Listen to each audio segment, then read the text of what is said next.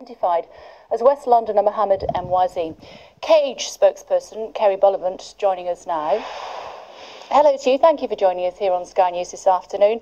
Let me ask you straight off the bat, what level of harassment by the security services here in the United Kingdom justifies beheadings?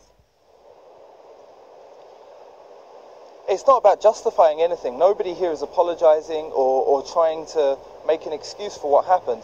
We're talking about the causes of it.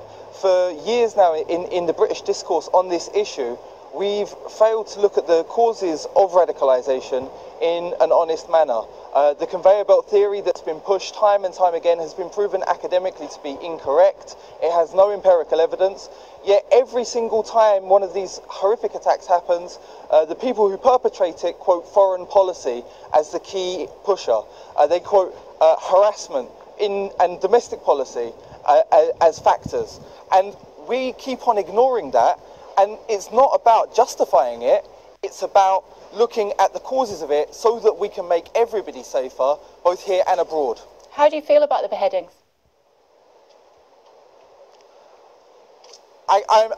To be frank, I'm kind of appalled that you would ask me that question. Muslims are human beings as well. Don't be appalled. Just answer the question if you would, please, sir. I am. Muslims are human beings as well. We are shocked when we see beheadings, we're shocked when we see barrel bombs. We shouldn't have to justify our humanity by saying that I'm shocked by something as brutal as this. I campaigned, both behind the scenes and publicly, for the release of Alan Henning. So your question is inherently Islamophobic and racist. Nonsense. Get over yourself. Who's responsible for these beheadings? The man who cut off their heads, and if you take that back a step, the people who potentially helped in his radicalisation.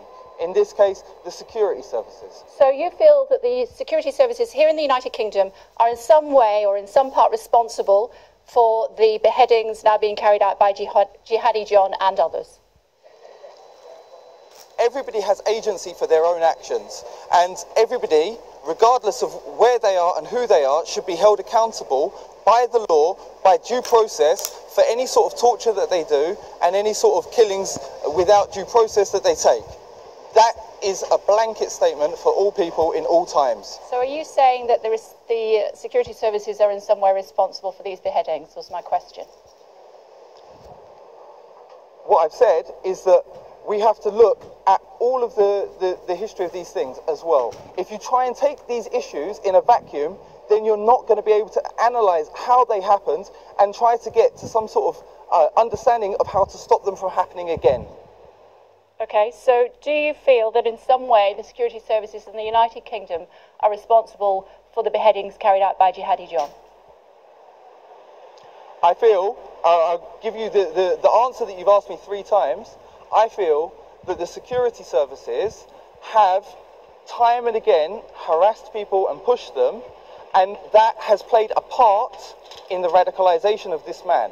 Now, he is responsible for his own actions. They are partly responsible for putting him in that position. Do you condemn his actions?